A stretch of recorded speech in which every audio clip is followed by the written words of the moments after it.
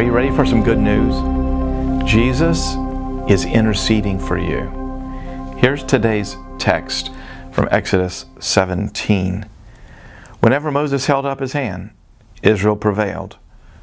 And whenever he lowered his hand, Amalek prevailed. Exodus 17:11.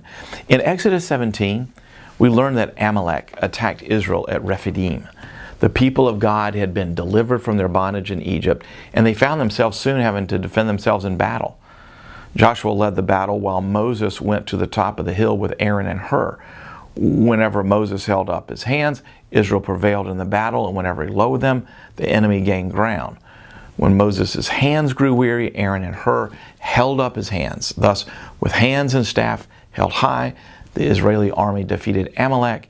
And God pledged later in that chapter, I will utterly blot out the memory of Amalek from under heaven.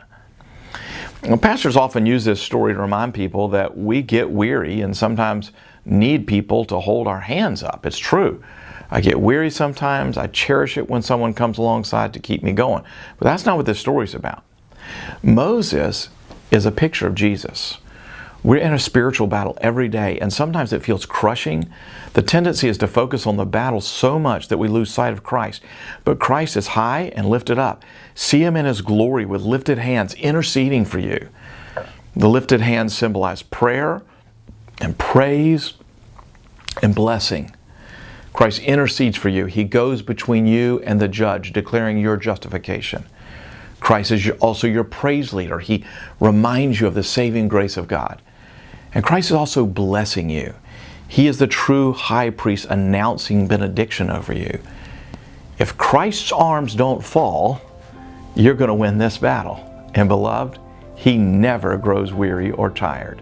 And that's the gospel. Well, that's today's daily devotional, and if you want to get the full radio broadcast on this subject, you can find it and other resources for free at sharingthelight.org.